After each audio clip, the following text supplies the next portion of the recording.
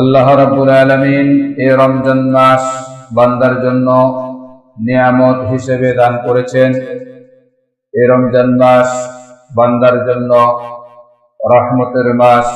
এই রমজান মাস বান্দার জন্য মাগফিরাতের মাস। এই রমজান মাস বান্দার জন্য নাজাতের মাস। রহমত অতিবাহিত হয়ে গেছে, আমরা কেউ জানি না যে আমরা রহমত প্রাপ্ত কতজন ব্যক্তি হতে পেরেছি। তবে আশা রাখি আল্লাহ তাআলার এই রহমত প্রাপ্ত আমরা সকলেই এই রহমতের অংশীদার হতে পেরেছি। আল্লাহ কবুল করেন, সবাই বলে আমিন। এটা আমাদের আশা, এটা আমাদের মনের ইচ্ছা। আল্লাহর কাছে ইচ্ছা পোষণ করি যে আল্লাহ আমাদেরকে রহমতের অংশীদার হিসেবে কবুল করেন। মাগফিরাত শুরু হয়ে গিয়েছে। এই মাগফিরাত কিভাবে আমাদের অতিবাহিত হয়ে যাচ্ছে আমরা জানি না, আমরা কতজন মানুষ মাগফিরাত প্রাপ্ত হব। তবে রমজান মাস যেহেতু আল্লাহ রাব্বুল আলামিন বান্দাকে একটা সওয়াবের মৌসুম হিসেবে দান করেছেন, এই রমজান মাসে মানুষ যত ইবাদত করবে ৭০ গুণ বেশি সওয়াব হয়ে যাবে। আমরা চেষ্টা করব রমজান মাস আমাদেরকে যেহেতু বেশি দেওয়ার জন্য আল্লাহ তাআলা ওয়াদা করেছেন। এক রাকাত নামাজ পড়লে ৭০ রাকাত নামাজের সওয়াব, একটা নফল ইবাদত করলে একটা ফরজের সমপরিমাণ সওয়াব, একটা ফরজ আদায় করলে ৭০টা ফরজের সমপরিমাণ সওয়াব আল্লাহ রাব্বুল আলামিন দিবেন।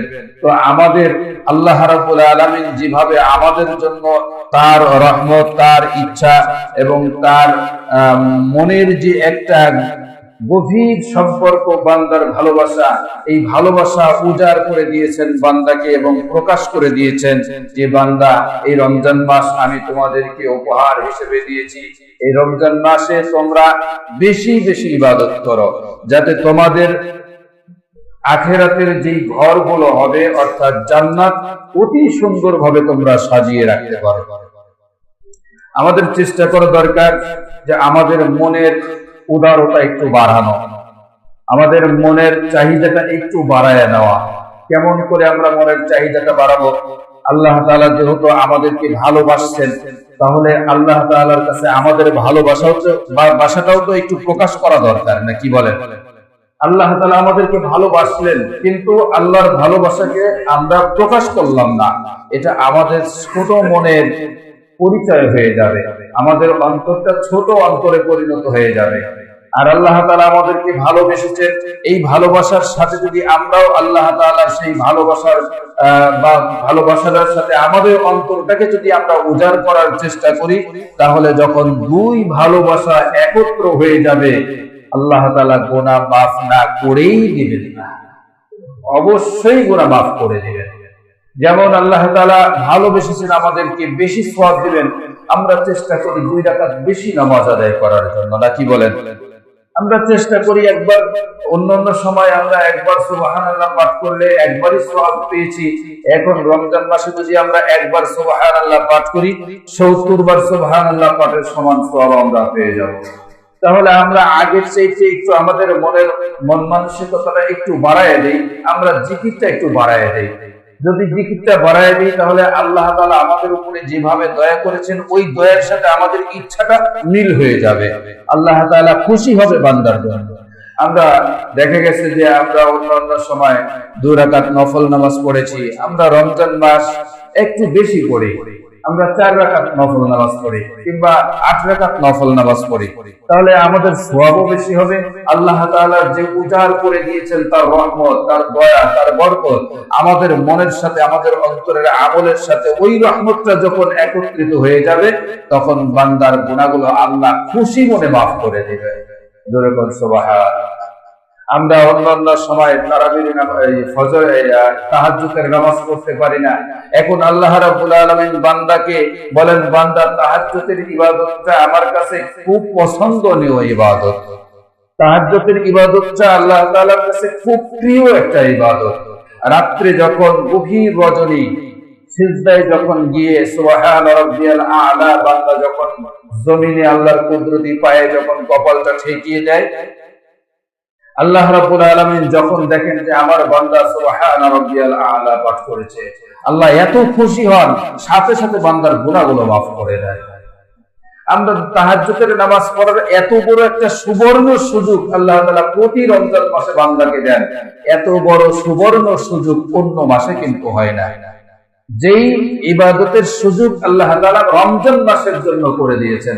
দেখেন, প্রত্যেকটা মা বোন 3:30টার দিকে উঠে পড়ে রান্না বান্না করার জন্য, নাকি বলেন? আমরা পুরুষ যারা আছি, আমরা যদি ঘুমিয়ে না থেকে ওই সময়টুকু আমরাও সাথে উঠে পড়লাম, মা বোনরা আমাদের খেদমতের জন্য নিয়োজিত থাকলো, আর আমরা আল্লাহ তাআলার তাসবিহে নিয়োজিত থাকলাম, পুরা বাড়িটাই একেবারে জান্নাতের বাগানে পরিণত হয়ে গেল। এত বড় সুবর্ণ সুযোগ পাওয়ার পরেও যদি বান্দা এই কাজগুলো না করে, তাহলে আমরা কেমন করে মাগফিরাত পাবো? আমরা কেমন করে মাগফিরাত কামনা করতে পারবো? মাগফিরাত কামনা করতে হলে তো কিছু নিতে হলে কিছু দিতে হবে। কিছুই দেব না শুধু নেব, এমনটা হবে না। আল্লাহ তাআলা উজাড় করে দিয়েছেন, বান্দা তোমার যত ইচ্ছা এই রমজান মাসে বেশি করে নাও। আর আমি যদি রমজান মাসে আমার মনটাকে ছোট বানিয়ে ফেলে দিই, তাহলে তো আল্লাহ তাআলার রহমতের সাথে আমার অন্তরের কোনো কালেকশন থাকতে পারছে না, হচ্ছে না। আল্লাহ তাআলার রহমতের সাথে আমার অন্তরের কালেকশন যখন হয়ে যাবে, ইবাদতের মাধ্যমে যখন প্রকাশ হয়ে যাবে, আল্লাহকে তখন দেখায় ফেলবো আমরা। আল্লাহ যখন দেখে ফেলবো যে আমার বান্দা আমাকে উদ্দেশ্য করে রোজা রাখে, আমাকে উদ্দেশ্য করে আমার বান্দা রমজান মাসে রাত্রে তাহাজ্জুদের নামাজ পড়ে, আমাকে উদ্দেশ্য করে বান্দা তারাবির নামাজ মহাব্বতের সাথে, ঈমানের সাথে, বিশ্বাসের সাথে, ইয়াকিনের সাথে তারাবির নামাজ আদায় করে, আল্লাহ রাব্বুল আলামিন বান্দার জীবনের সব গুনাহ মাফ করে দেন। জোরে বলো সুবহানাল্লাহ। এই ওয়াফার আল্লাহ তাআলা আমাদের সকলের উপরে এই নসিব দান করুন, সবাই বলি আমিন। এর থেকে আমরা যেন কেউ বিমুখ না হই। রমজান মাস যেমন একটা ফরজ ইবাদত চলছে, রমজান মাসের মধ্যে 5 ওয়াক্ত ফরজ নামাজ সারা বছরই আছে, নাকি বলেন? বালেগ হওয়ার পর থেকে মৃত্যু পর্যন্ত 5 ওয়াক্ত নামাজ প্রত্যেকটা নারী পুরুষের উপরে আল্লাহ তাআলা ফরজ করে দিয়েছেন। আবার প্রত্যেকটা বালেগ নারী পুরুষের জন্য যতদিন বেঁচে থাকবে এতদিন রমজান মাসের রোজাটাকেও ফরজ করে দিয়েছেন। তাহলে কেমন ইবাদত এই মাসে আল্লাহ তাআলা বরকত দিচ্ছে যে আমরা ফরজ 5 ওয়াক্ত নামাজ ফরজ এটাও আমরা আদায় করতেছি। এই রমজান মাসে আবারও আল্লাহ তাআলা ফরজ করে দিয়েছেন 1 মাস রোজা, এই ফরজটাও আমরা আদায় করতেছি। আবার দেখা যাচ্ছে যে এই রমজান মাসে যাকাত যদি দেয়া যায়, তাহলে বান্দার যাকাতের সওয়াবও আরো অনেক বেশি হয়ে যায়। তাহলে নামাজ যেমন ফরজ, রোজাও তেমন ফরজ এবং যাকাতও তেমন ফরজ। তবে পার্থক্য এতটুকু, নামাজ এবং রোজা এটা হলো এই বদনী ইবাদত, অর্থাৎ শারীরিক ইবাদত। আমি নামাজ আদায় করব, আমার দায়িত্ব আমি পালন করব, এটা সবার জন্য, গরিব বড়লোক সবার উপরে ফরজ। রমজান মাসের রোজা এটা গরিব বড়লোক সবার উপরে ফরজ। কিন্তু যাকাতটা হলো মালি ইবাদত, এই মালি ইবাদত সবার জন্য ফরজ নয়। যাদের কাছে নিসাব পরিমাণ মাল থাকবে তাদের উপরে এই যাকাত ফরজ। রাসূলুল্লাহ সাল্লাল্লাহু আলাইহি ওয়াসাল্লাম এই যাকাতের বিষয়ে অনেক বর্ণনা দিয়েছেন। আল্লাহ রাব্বুল আলামিন বলেছেন, ওয়াল্লাযীনা ইয়াকনিজুনা আয-যাহাবা ওয়াল ফিদ্দাতা ওয়া লা ইউনফিকুনাহা ফী সাবিলিল্লাহ, যারা সম্পদ পুঞ্জীভূত করে রাখে, যারা সম্পদ জমা করে রাখে, এই সম্পদের বর্ধিত যেই অংশটা যাকাত নির্ধারণ করা হয়েছে, এই যাকাতটাকে অনাদায় করে রেখে দিয়েছে। এই যাকাত যাদের হকদার, যারা যাকাত প্রাপ্ত, তাদের কাছে যাকাত পৌঁছে দেয় নাই। এবং যাকাত দেওয়ার কথা যারা গরিব, যারা মিসকিন, যারা ফকির, যারা যাকাত প্রাপ্ত, তারা যখন বিত্তশালী যাকাত দেনেওয়ালা ব্যক্তির কাছে গিয়ে টাকা চেয়েছে, যাকাত চেয়েছে, তখন তারা বিরক্ত বোধ করেছে যে মানুষ এত হয়েছে, যাকাত খোররা এত বেশি হয়েছে, এত যাকাত নেওয়ার মানুষ আমরা কজনে দেবো আর কজনে ফিরাবো। চোখ ছোট করে ফেলে, কত সময় চোখ বড় করে ফেলে, কত সময় কপাল ঘুচিয়ে ফেলে, আবার কত সময় ঘাড়টাকে মুখটাকে ফিরিয়ে নেয়। আবার কত সময় দেখা যাচ্ছে যে এই মানুষদের প্রতি বিরক্ত হয়ে তারা নিজেদের বডিটাকে ফিরে পিছন দিক হয়ে ঘুরে চলে যাচ্ছে। আল্লাহ রাব্বুল আলামিন এই সমস্ত ব্যক্তিদেরকে বলেন যে তোমরা যারা এগুলো করছো, জমা করে রেখছো তোমাদের সম্পদ, তোমরা বর্ধিত যেই অংশ সেটা তোমরা যাকাত হিসাব করে বের করে দিচ্ছ না, তোমরা অচিরেই এর স্বাদ গ্রহণ করার জন্য প্রস্তুত থাকো। এখানে স্বাদ বলতে বোঝানো হয়েছে কি, ভালো জিনিসের স্বাদ হয়, খারাপ জিনিসের কিন্তু স্বাদ হয় না। এখানে আল্লাহ তাআলা ঠাট্টা করেছেন, ব্যঙ্গ করেছেন। অর্থাৎ যেভাবে জাকাত যাদের অর্থ সম্পদ জাকাত ছিল, জাকাত যাদের কাছে জাকাতের অর্থ ছিল, তাদের কাছে যখন জাকাত প্রাপ্ত ব্যক্তিগুলো, গরিব মানুষগুলো জাকাতের জন্য আবেদন করেছে, তারা বিরক্ত হয়ে তাদের জাকাত না দিয়ে কপাল ঘুচিয়েছে এবং ঘাড় ঘুরিয়ে নিয়েছে, পাঁজর ঘুরিয়ে নিয়ে চলে গিয়েছে। আল্লাহ তাআলা বলেন যে তোমাদের ওই সম্পদ তোমরা যা জমা করে রেখেছো, কিয়ামতের দিন ওই সম্পদগুলোকে জাহান্নামের আগুনে দগ্ধ করা হবে, একেবারে উত্তপ্ত করা হবে। এই দগ্ধকৃত এই সম্পদগুলো তোমাদের কপালে ছেক দেওয়া হবে, আর এই সম্পদ তোমাদেরকে বলে দিবে এবং তোমাদেরকেও বলা হবে যেই সম্পদ তোমরা জমা করে রেখেছিলে, যেই সম্পদ আমি তোমাদেরকে দিয়েছিলাম, আর আমার দেওয়া সম্পদ তোমার হাতে ছিল, তুমি আমার হুকুম পালন করো নাই, এই সম্পদ তুমি নিজের আপন মনে করে রেখে দিয়েছিলে, এই সম্পদ থেকে জাকাতের অংশ তুমি বের করে দাও নাই। এই অবৈধ সম্পদ তোমার কাছে থাকার কারণে অনাদায়কৃত যেই জাকাতের অর্থগুলো আছে, এগুলো জাহান্নামের আগুনে দগ্ধ করে তোমার কপালে ছেক দেওয়া হচ্ছে। এই জন্য দেওয়া হচ্ছে, মানুষ তোমার কাছে যখন জাকাত চাইতো তুমি কপাল ঘুচিয়ে নিয়ে যেতে। এরপরে তোমার গর্বাদেশ অর্থাৎ বিবাদেশ গলায় ছেক দেওয়া হবে, পাঁজরে ছেক দেওয়া হবে। তুমি পিঠ ফিরিয়ে নিয়েছিলে, তুমি মুখ ফিরিয়ে নিয়েছিলে, এই যেভাবে যেভাবে তুমি গরিবদের কাছ থেকে তোমার দেহটাকে সরিয়ে নিয়ে আসছিলে, ওইভাবে তোমার সেই দেহের ভিতরে ছেক লাগায়া দেওয়া হবে। এরপরে আল্লাহ তাআলা আবারও বলেছেন, শুধু তাই নয়, যেই সম্পদ তোমরা জাকাত দেওয়ার কথা ছিল সেটা তোমরা জাকাত দাও নাই, লোমবিহীন সাপে পরিণত করানো হবে। লোমবিহীন সাপ, জাহান্নামের মধ্যে সাপ হবে, অনেক বিষাক্ত বিষাক্ত সাপ হবে।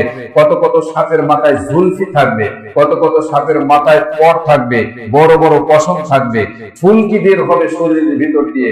আবার জাকাত যারা দেয় নাই, তাদের এই জাকাতের সম্পদগুলো পশমবিহীন সাপে পরিণত করা হবে এবং সেই সাপ তার গলায় পেঁচিয়ে দেওয়া হবে।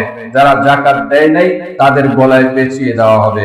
এই সাপ তাদের মুখের উপরে সবল মারবে, পিঠে সবল মারবে, কপালে সবল মারবে, তলে সবল মারবে, আর বলবে যে আমি তোমার সেই সম্পদ, যেই সম্পদ তোমার জাকাতের মধ্যে থেকে তুমি বের করো নাই, তুমি জাকাত আদায় করো নাই, অনাদায়কৃত জাকাতের যে সম্পদ তোমার কাছে রেখে দিয়েছিলে, আমি সেই সম্পদ আজকে সাপ হয়ে তোমাকে সবল মারছি, আজকে সাপ হয়ে তোমাকে দংশন করছি, এভাবে সাপ বলবে। আবার রাসূলুল্লাহ সাল্লাল্লাহু আলাইহি ওয়াসাল্লাম বলেন, আবু হুরায়রা রাদিয়াল্লাহু তাআলা আনহু থেকে হাদিস বর্ণনা করা হয়েছে, রাসূলুল্লাহ সাল্লাল্লাহু আলাইহি ওয়াসাল্লাম ইরশাদ করেছেন, যেই ব্যক্তিগুলো জাকাত দিবে না, জাকাতের অর্থগুলো কাছে জমা করে রাখবে, হিসাবের মাধ্যমে জাকাত প্রদান করবে না, গরিবদের কাছে জাকাত পৌঁছে দিবে না, এই জাকাত অনাদায়কৃত সম্পদগুলোকে জাহান্নামের ভিতরে একত্র করা হবে, সেই একত্র করে পাথরে পরিণত করা হবে, সেটাকে উত্তপ্ত করা হবে, আগুনে এত পরিমাণে দগ্ধ করা হবে। এরপরে যারা জাকাত আদায় করে নাই, জাকাত প্রদান করে নাই, ওদের বুকের উপরে স্তন, হাদিস শরীফের মধ্যে বলা হয়েছে তাদের স্তনের ছাকা দেওয়া হবে। স্তনের উপরে যখন এই সম্পদগুলো রাখা হবে, তখন তাদের এই সম্পদগুলো স্তন অর্থাৎ বুক ভেদ করে ওই পিঠের মধ্যে দিয়ে বের হয়ে চলে যাবে। আবার পিঠের উপরে রেখে দেওয়া হবে, পিঠ ভেদ করে সামনের দিকে চলে আসবে। এইভাবে জাকাতের না আদায় করার কারণে শাস্তি প্রদান করা হবে। কতদিন যে এই শাস্তি দেওয়া হবে এটা আল্লাহ পাক রব্বুল আলামিন ভালো জানেন।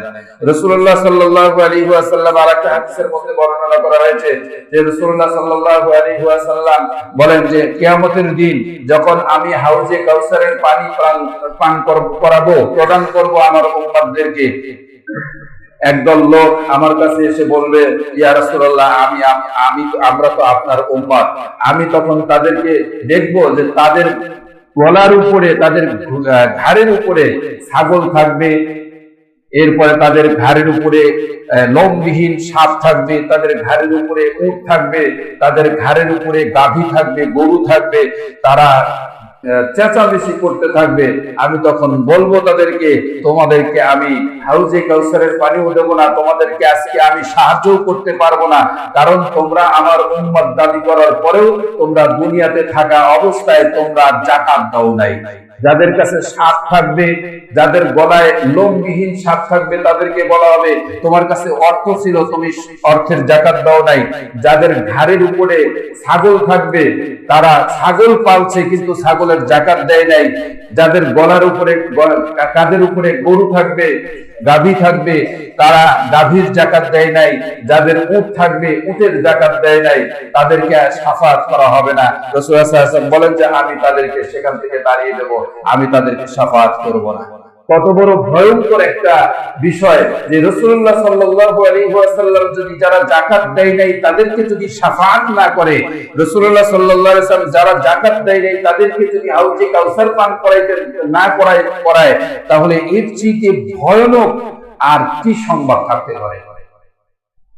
রাসূলুল্লাহ সাল্লাল্লাহু আলাইহি ওয়াসাল্লাম বলেন, তার দরবারে দুজন মহিলার আগমন আসলো। রাসূলুল্লাহ সাল্লাল্লাহু আলাইহি ওয়াসাল্লাম পর্দার সাথে তারা আসছেন, হাতে বালা দেখছে, স্বর্ণের বালা। তখন রাসূলুল্লাহ সাল্লাল্লাহু আলাইহি ওয়াসাল্লাম বলছেন, তোমরা কি এটার যাকাত দাও? মহিলারা বলল যে না। তখন রাসূলুল্লাহ সাল্লাল্লাহু আলাইহি ওয়াসাল্লাম বললেন যে এই তুমি কি চাও যে তোমার হাতে জাহান্নামের আগুনের বালা পরিয়ে দেওয়া হোক? দুজন মহিলাই বলল, ইয়া রাসূলুল্লাহ, কখনো আমরা এটা কামনা করি না। রাসূলুল্লাহ সাল্লাল্লাহু আলাইহি ওয়াসাল্লাম বললেন, তাহলে এটার যাকাত প্রদান করো। স্বর্ণের যাকাত, কোন ব্যক্তির কাছে যদি স্বর্ণ থাকে, শুধু স্বর্ণ, তাহলে 7.5 ভরি পর্যন্ত সময় 7.5 ভরি পর্যন্ত সে পৌঁছতে পারবে। যখন 7.5 ভরি পূর্ণ হয়ে 1 প্রতি হোক অথবা 1 আনা হোক, যতটুকু হোক বার হোক বর্ধিত হবে, তখন তাদের এই স্বর্ণের 7.5 ভরি স্বর্ণের যাকাতের যে অর্থের যে হিসাব হবে সেটার যাকাত তাকে প্রদান করতে হবে। যদি স্বর্ণ না থাকে, শুধু রূপা আছে, তাহলে 52.5 ভরি পর্যন্ত, 52.5 তোলা পর্যন্ত রূপা তার জন্য বৈধ। যখন 52.5 ভরি পার হয়ে অল্প একটু যদি অতিক্রম করে, তখন তার যাকাত দিতে হবে। এখন দেখা গেল যে কারো কাছে স্বর্ণ আছে, রূপাও আছে, এমনও তো আছে নাকি বলেন, যে একজনের কাছে 1 ভরি স্বর্ণ আছে, আবার 1 ভরি রূপাও আছে, কিংবা পায়ে একটা নুপুর আছে, হাতে একটা বালা আছে, গলায় একটা বালা আছে, এগুলো রূপার, কিন্তু সাথে একটা স্বর্ণের হার আছে। একটা স্বর্ণের হারে যদি, শুধু স্বর্ণের হার যদি হয় 1.5 ভরি হোক অথবা 2 ভরি হোক, এমনকি 5 ভরি স্বর্ণের হারও যদি হয় একজনের ব্যক্তির কাছে যদি থাকে, যদি রূপা না থাকে আর নগদ অর্থ যদি না থাকে, তাহলে রূপা না থাকলে তার যাকাত দিতে হবে না। কিন্তু যদি স্বর্ণও আছে, রূপাও অল্প হলেও আছে, তাহলে দেখতে হবে এই রূপা এবং স্বর্ণ মিশ্রিত হওয়ার কারণে রূপা কয় ভরিতে নিসাব আসে, 52.5 ভরি রূপাতে নিসাব আসে।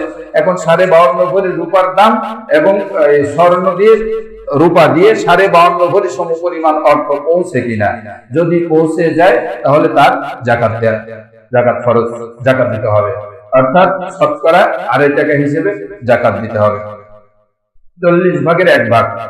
এখন এমন একজন ব্যক্তি আছে, যেই ব্যক্তির বাড়ি নাই, ঘর নাই, ভাড়া থাকছে কোনো এক বাসায়।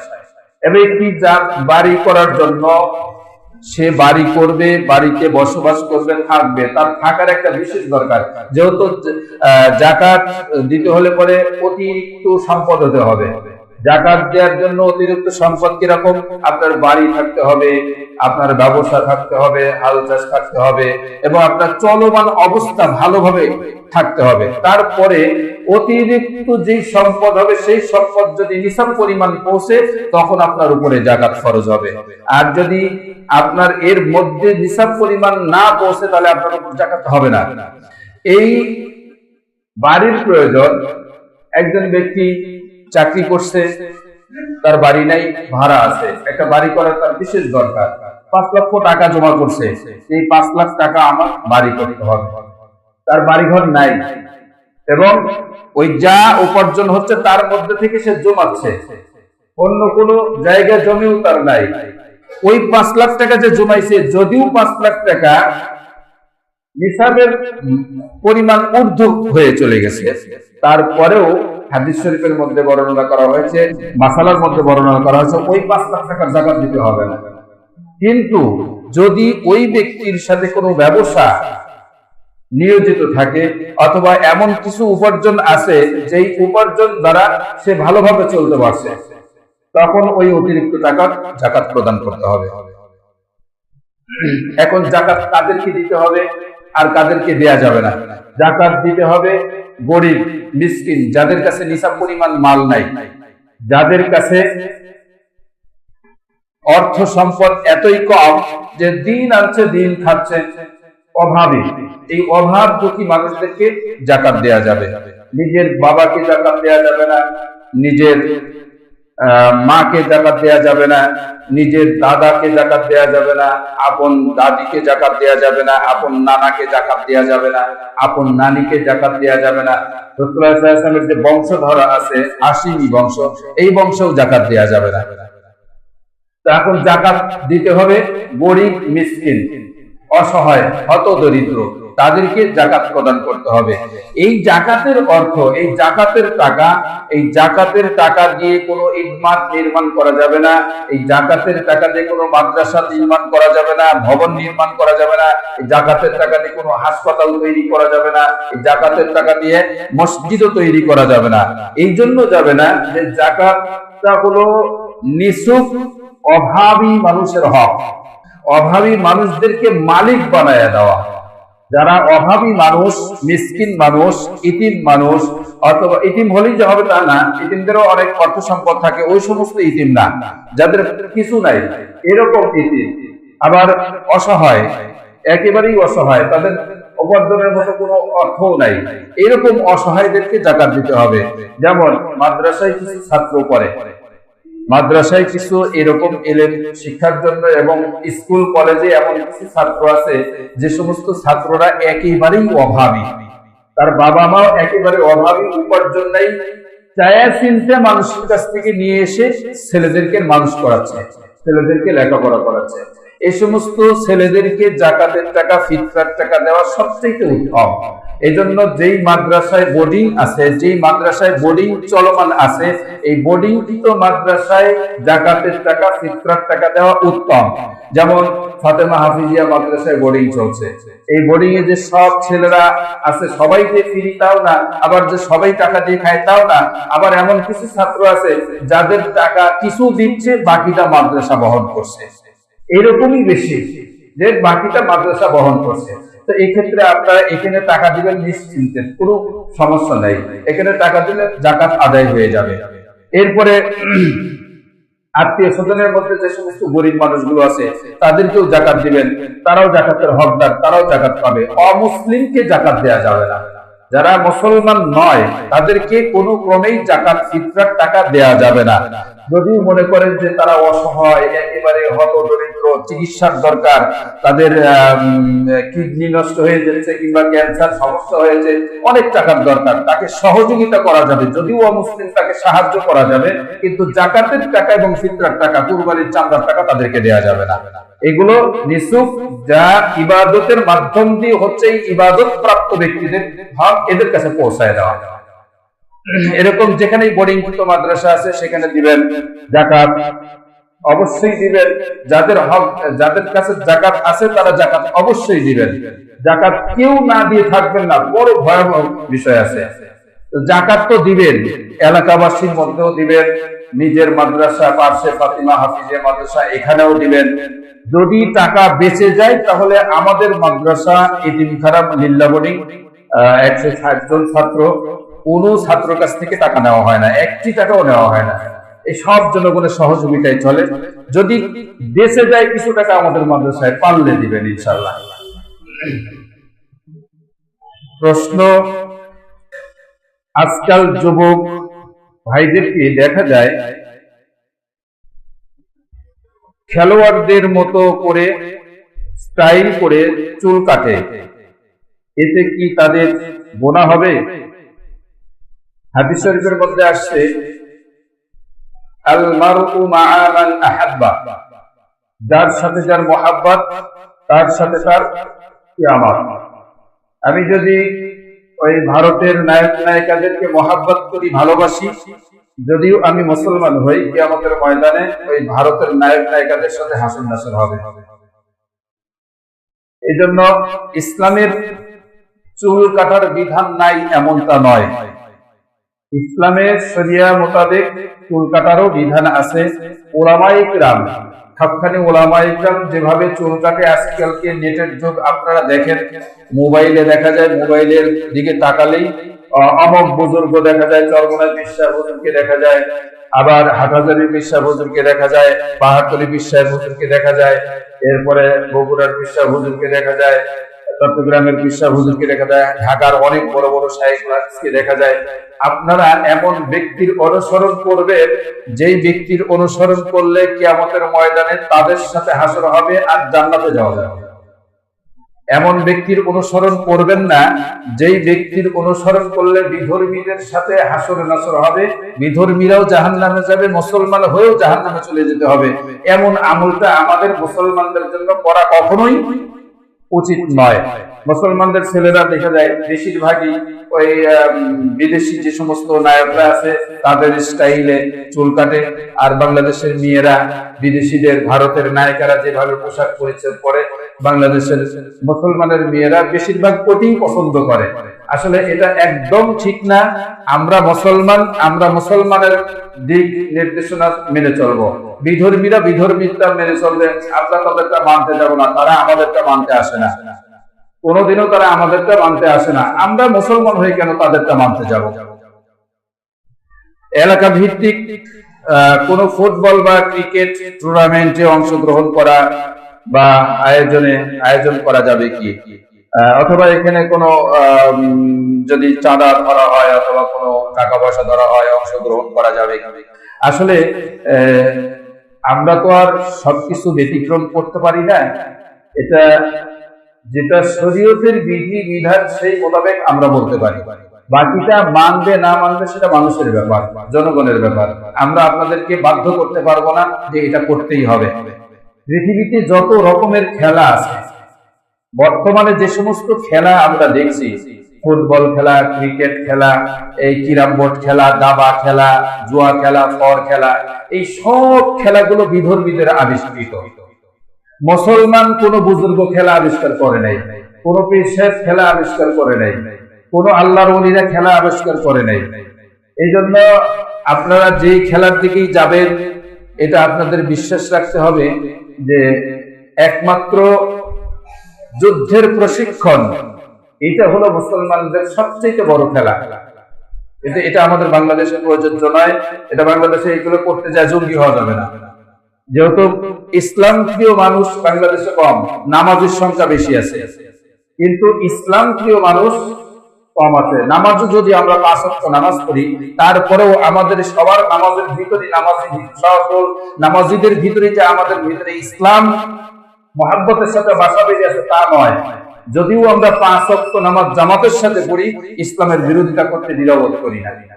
এরকম মুসল্লি আমাদের দেশে অধিকাংশ মুসল্লি, বেশিরভাগ মুসল্লি। এই জন্য শরীয়তের যে সমস্ত খেলাগুলো আছে ওগুলো আমাদের বাংলাদেশের জন্য এটা এক পর্যায়ে অবৈধই হয়ে গেছে। যেমন ঘোড়াবাজি দেওয়া, তরবারি চালানো, এগুলো আর নাই, এগুলো করাও যাবে না। এগুলো করতে গেলে পরে বাংলাদেশের আইনগত ভাবে সে দণ্ডনীয় অপরাধের মধ্যে গণ্য হয়ে যাবে। অর্থাৎ এগুলো করা যাবে না। এগুলো না করে খেলাধুলার মধ্যে এখন বর্তমানে যে খেলাধুলাগুলো আছে এগুলো সব বিধর্মীদের, মুসলমানদের কোনো খেলা আবিষ্কার নাই। যদিও আপনারা বলেন ক্রিকেট খেলার সময় তো ট্রাউজার পরা হচ্ছে, শরীর থেকে সুন্দর পর্দা ভাবে খেলা হচ্ছে। এই ক্রিকেট খেলা হলো বাংলাদেশের একটা ঘাতক খেলা। এই ক্রিকেট খেলার জন্য বাংলাদেশে অর্থ নষ্ট হচ্ছে, এই ক্রিকেট খেলার কারণে যুবকরা নষ্ট হয়ে যাচ্ছে, ক্রিকেট খেলার জন্য কত মানুষের চাকরি নষ্ট হচ্ছে, চাকরি পর্যন্ত চলে যাচ্ছে। আবার এই ক্রিকেট খেলা বল মারতে বললে পরে এত টাকা, অমুক ছক্কা মারতে বললে এত টাকা, জুয়ার একটা আসর মিলে গেছে এই ক্রিকেট খেলার মধ্যে। অর্থাৎ এই খেলাকে আমরা হালাল বলতেই পারবো না, সম্পূর্ণ হারাম খেলা এটা।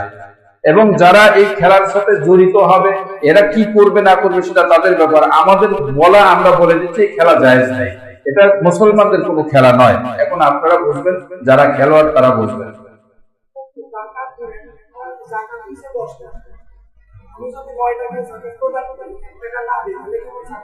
হ্যাঁ, জাকাত যার যত টাকা জাকাত আসছে খাতা কলমে হিসাব করে জাকাত দিতে হবে।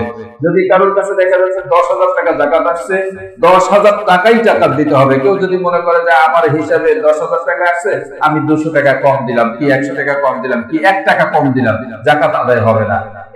10,000 টাকা জাকাত হিসাবে আসছে, 10,000 টাকাই দিতে হবে। এই 10,000 টাকা দিলে তার সম্পদ পাক পবিত্র হলো। আর যদি এই 10,000 টাকা পুরাটাই না দেওয়া হয়, কিছু যদি রেখে দেওয়া হয়, সম্পদ পবিত্র হবে না। আল্লাহ তাআলা